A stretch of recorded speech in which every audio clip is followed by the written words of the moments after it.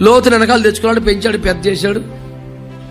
తనతో సమానముగా పోటీ పడగలిగినంత ఐశ్వర్యవంతునిగా చేశాడు. అయితే ఇంతగా లోతు అభివృద్ధి పొందినట్లుగా లోతు యొక్క బాధ్యతలు దైవికముగా అబ్రహాముకు అప్పగించబడ్డాయా? The answer is no. వెంటబడి వస్తుంటే కాదనలేదు.